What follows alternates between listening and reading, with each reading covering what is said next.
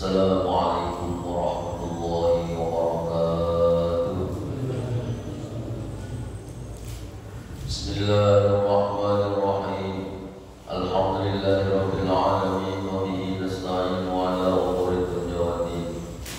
Allahumma shalli wa sallim wa barik ala sayyidina Maulana Muhammadin wa ala alihi washabbihi ajma'in. Amma ba'd. Bismillahirrahmanirrahim. Qala Rasulullah rahimahullah ta'ala nafa'ana bihi wa bi jami'i bi darajatin. Pertama yaitu taubat. Jadi makna taubat ini jangan kita beranggapan yang perlu taubat ini seperti orang preman, orang yang di tengah jalan, atau orang yang banyak melakukan maksiat. Itu yang perlu taubat, jangan berpikiran seperti itu. Sebenarnya kita sendiri pasti selalu bertaubat, karena setiap hari pasti bertaubat itu karena kita setiap hari berdosa, maka setiap hari bertaubat. Karena Rasulullah setiap hari bertaubat. Kadang kita merasa orang saja yang perlu taubat, karena tidak perlu, karena merasa baik seumur-umur seperti itu. Padahal taubat ini perlu bagi setiap orang, walaupun bentuk taubatnya berbeda-beda. Sebagian orang yang perlu taubat dari kafir, ada yang perlu taubat dari dosa besar, ada yang perlu taubat dari dosa kecil, ada yang perlu taubat dari makruh, taubat dari hilangul ula, dan lain-lain.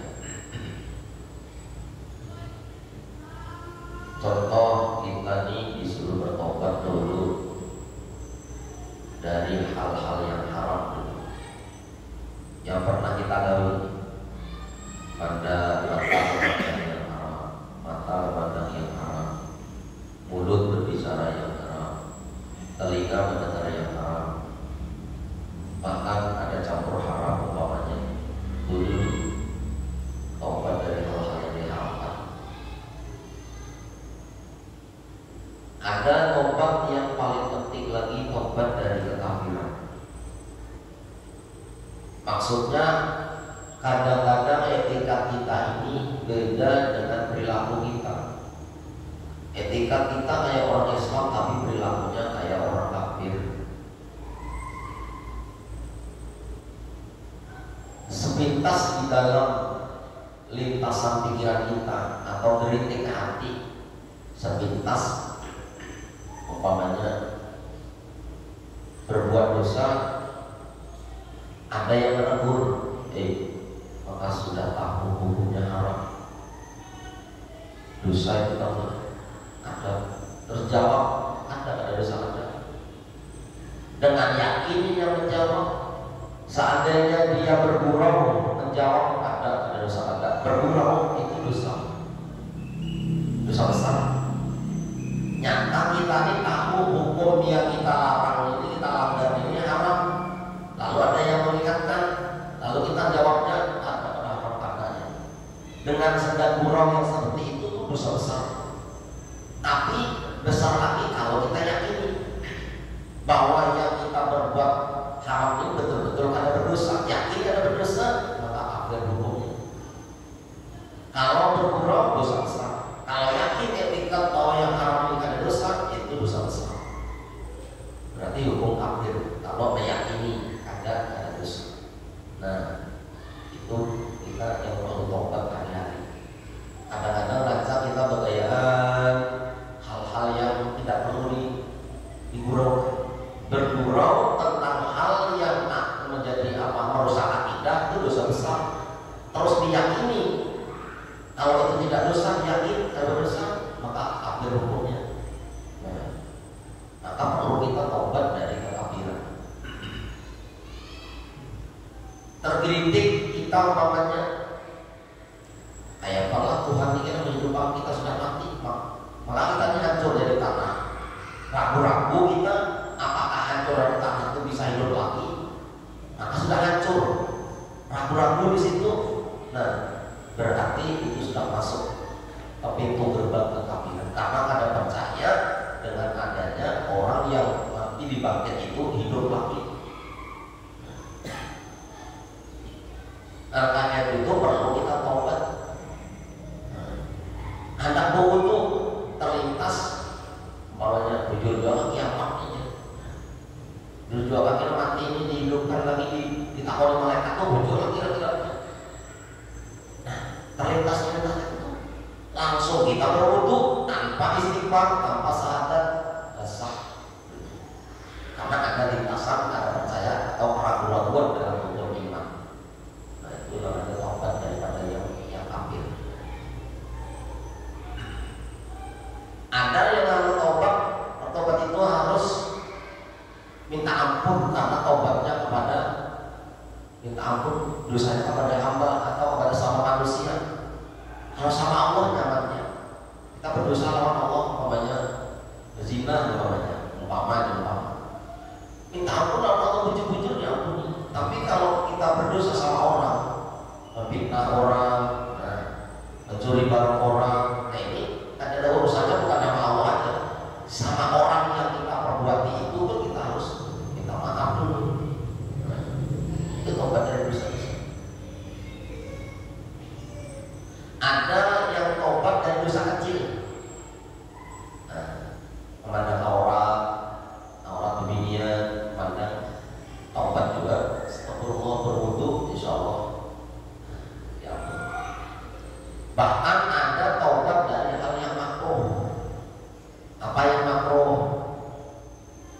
Guring habis asam, guring habis subuh. Nah, itu namanya makruh. Makan makanan yang berbau menyengat, makruh. Makan bawang mentah,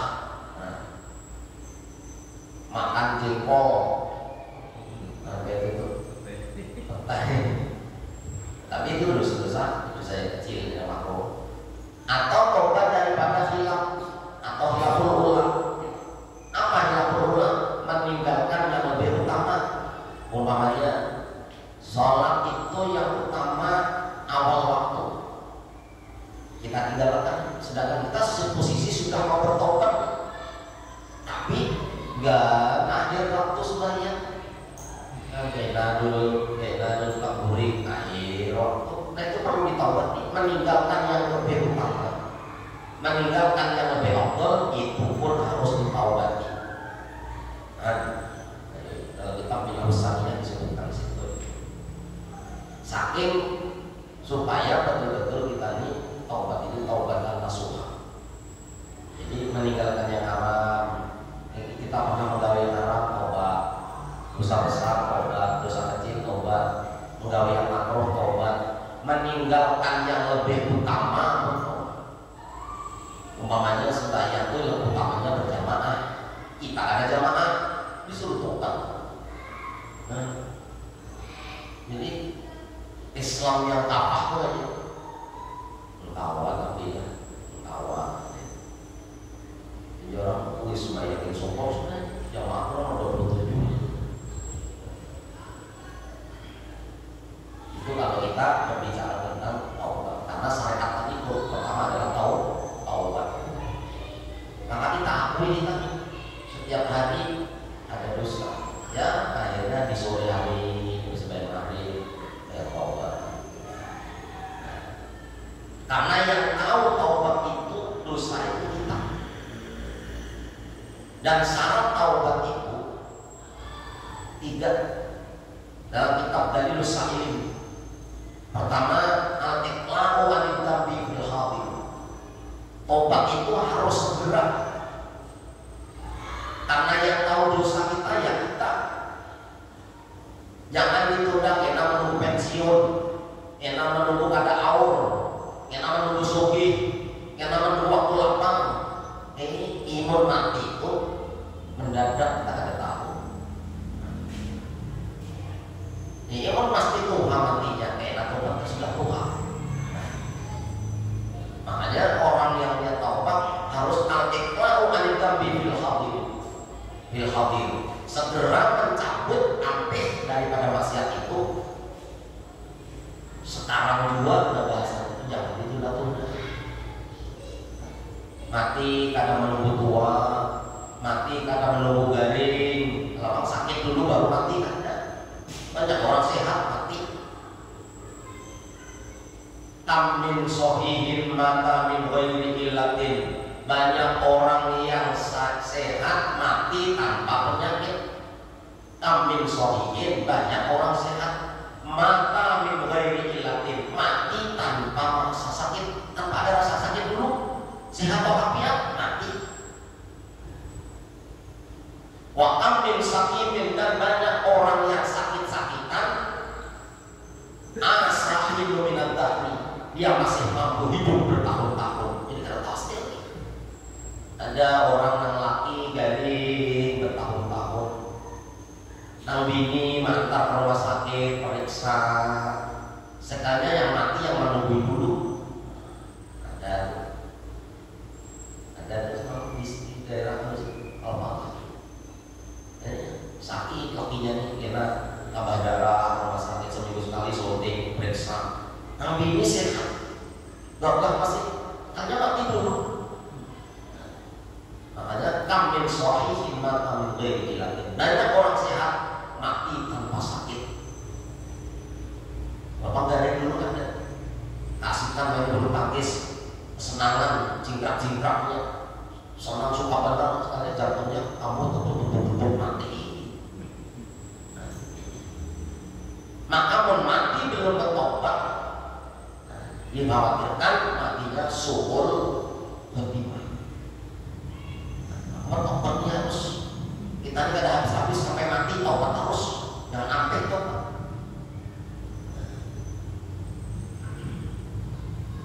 Mati harus Tuhan akan.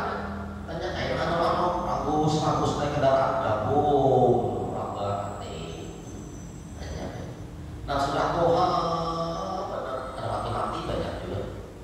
Jadi taubat itu persiapan sewaktu-waktu dipanggil oleh Allah kita sudah taubat.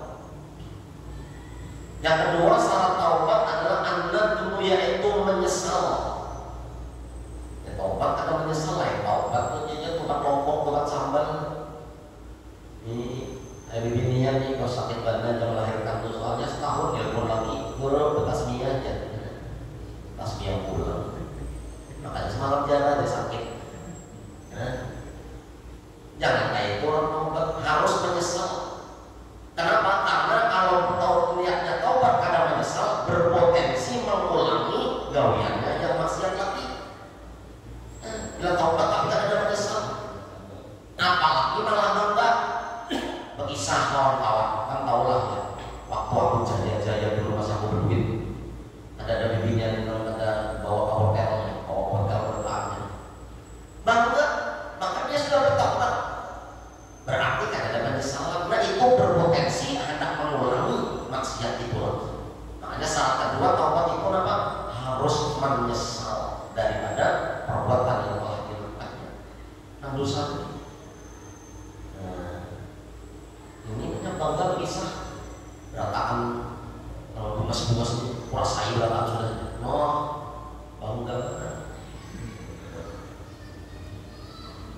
Yang ketiga syaratnya Allah yauda, hendaknya dia ada kembali.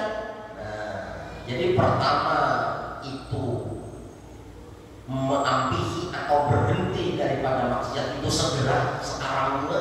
Yang kedua menyesali. Yang ketiga berjanji tidak mengulangi lagi. Itulah taubat.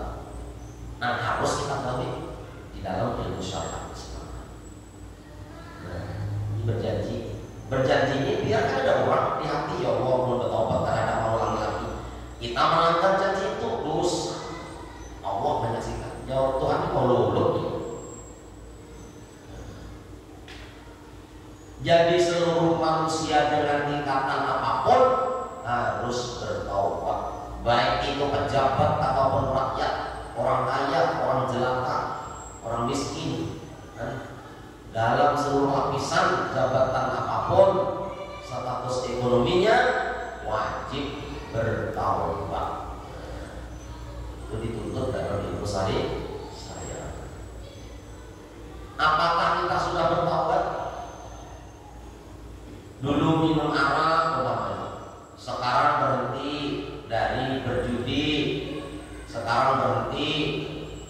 senang riba, sekarang berhenti.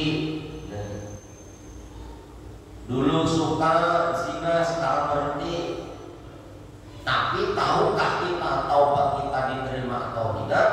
Karena orang yang berhenti itu belum tentu diterima. Intinya adalah diterima apakah taubat kita itu sudah diterima oleh Allah atau belum, kita tidak tahu. Maka kita tidak boleh naik ke sesuatu makom atau tingkatan, ke suatu tingkatan sebelum menetapkan tingkatan yang pertama, baru tingkatan yang kedua. Artinya sebelum tobat betul-betul istiqomah, jangan naik ke tingkatan yang kedua. Mantap dulu. Setelah mantap tingkatan yang kedua ini, baru naik ke tingkatan yang ketiga. Nah, selama kita ini tidak lolos tingkatan syariat, kita tidak akan bisa mengaji ilmu tauhid. Di syariat aja sembahyang, syarat rukunnya belum benar, sembahyang, wudunya, mandinya, puasanya, kayak tahap puasa syariat, puasa hakikat itu kayak apa, memuasakan tubuh itu kayak apa, itu syariat. Bila yang belum lolos tingkat syariat, tidak usah mengaji tentang syariat. Kenapa dengan syariat? Nggak ada sembahyang lagi, tidak kumpul-kumpul lagi, dia menjadi simpan. Tetangga mati nggak tahu, tangga garing nggak tahu, orang kena musibah ada tahu, langsung ditarik langsung diangkat. Ada syariat. Selama kita tidak lolos tingkatan syariat, kita tidak akan bisa mengaji ilmu tauhid. Mengaji bisa, memahami bisa, mengamalkan pasti tidak bisa. Nah, kalau dipaksa syariat asal-asalan aja. Wudu itu kan wudu belum nanggung, asal-asalan wudu. Lalu naik ke tarekat, mungkin memahami bisa. Mungkinnya bisa memahami, tapi mengamalkannya pasti jadi tidak bisa. Mungkin mengaji bisa, memahami bisa, tapi mengamalkannya biasanya pasti tidak bisa. Mau tidak mau pasti tidak bisa biasanya. Tarekat belum beres, belum matang, belum selesai, maka tidak akan bisa naik pada hakikat.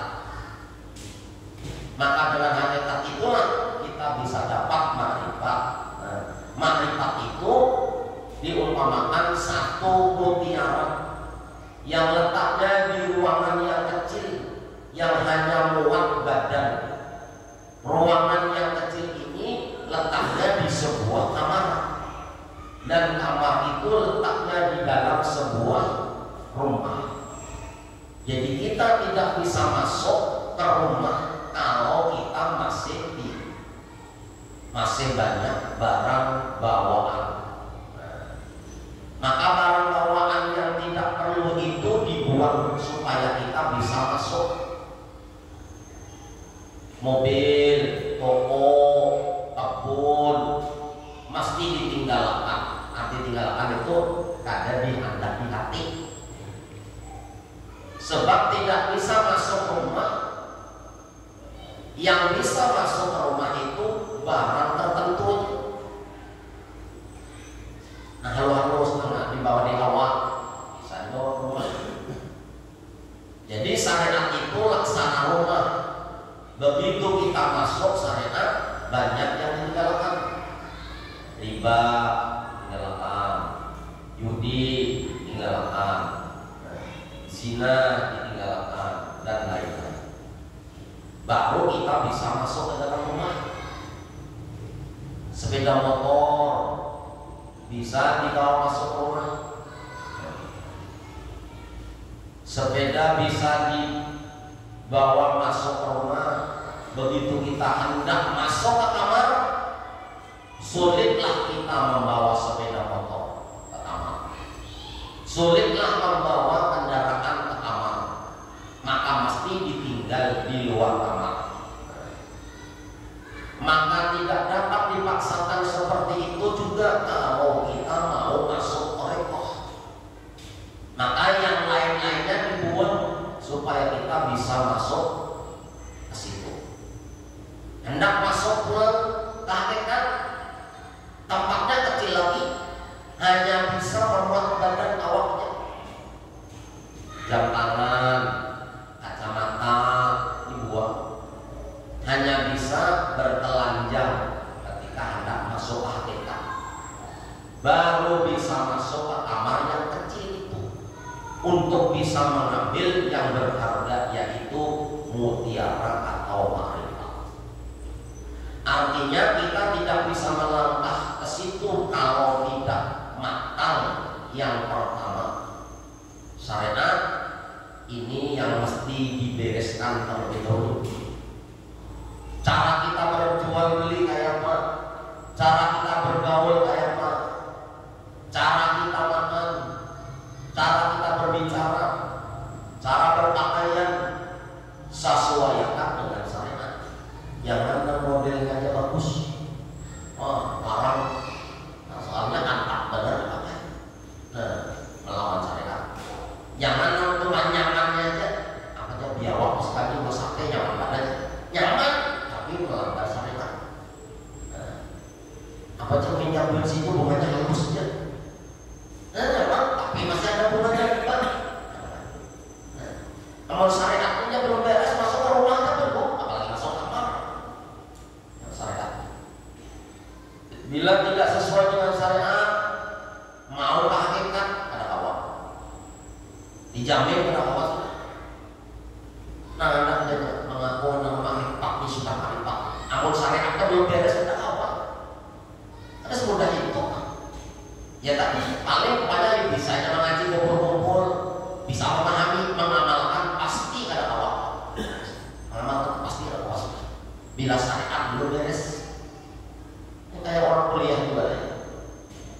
TK dulu PAUD, habis itu TK, habis TK SD, SMP, kada mau SD langsung kuliah. Pasti seandainya dipaksakan bisa, tapi kada lulus pasti kada bisa mengamalkan. Itu yang banyak terjadi sekarang. Ada suah mau belajar ilmu fikih, ada suah mabadi fikih juz awal juz 1 ada suah.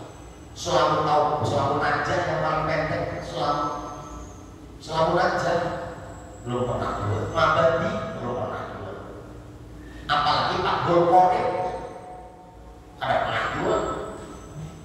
Ada pernah belajar sama sekali nama soal fikih batalkan kayak apa sembahyang lampu juga ada pernah langsung lagi marifat. Seandainya paham yakin dia sendiri karena paham ada apa? Jadi jenjangnya itu tak semudah itu. Orang menuntut ilmu baru 15 tahun, 20 tahun. Nah, nanti tidak iya di pesantren itu awalnya mulai belajar tajwid, itqan, iqra, mat arif, mat lazim, mat jaiz, mat lazim ilmi musaqal, mat lazim ilmi mutawal, macam-macam di situ. Hanya naik lagi tuhfatul atfal, naik lagi jazariyah fikihnya. Hanya al-itqan tentang Al-Qur'an. Nah, belajar fikih. Jadi bermontok tuh 6 tahun boleh mentah. Memahami belum, mengamalkan kesulitan. Kita isi anak pondok 6 tahun. Nah bagus nama berada kuliah dulu, habis kuliah pondok lagi 6 tahun lagi insya Allah. Jadi ada yang orang ngajak di instan, ada pondok ada pernah, pengajian belajar fikih ada pernah lupa, belajar baca Al-Quran ada pernah lupa, langsung mengaji marifat. Mungkin bisa paham, tapi mengamalkannya 100% tidak tahu. Masih tanyinggungan, masih merasa lebih baik daripada orang, merasa paling bagus ibadahnya. Karena bilanya tersebut sedikit ada mau berkawan lagi. Nah itu berarti kosong marifat ada itu. Makanya jalan pertama syariatnya di sini, punya syariatnya bagus, baru naik amal thariqah, baru kita hakikat, baru marifat itu hadiah. Ada orang kisah. Kayak apa cara kita bergaul? Ya, itu bisa sudah. Itu cara-cara kita bilang tidak sesuai dengan syariat, mau ke hakikat tidak bisa saja. Dijamin tidak bisa. Yang tidak bisa hanya bicaranya, prakteknya tidak bisa. Itu sudah hukum ketentuan syariat. Tidak mantap, syariat tidak mantap, tidak bisa naik ke tarekat. Tarekat tidak mantap, tidak bisa naik ke hakikat. Nah, jadi fokus kita ini adalah membaguskan syariat kita dulu, itu dulu. Jadi usaha dan ramalan ditaubati, ya, makro-makro, habis itu pembicaraan, pandangan mata, menata hati sesuatu. Insya Allah Allah kena yang menarik. Oh, waktunya ini ibarat guru ya tahu bagus sudah di kelas 1, bacaannya membaca sudah pada tebak-tebak lagi, jangan naik kelas 2 yang besok. Nah, itu Allah yang menarik. Wallahu a'lam bishawab.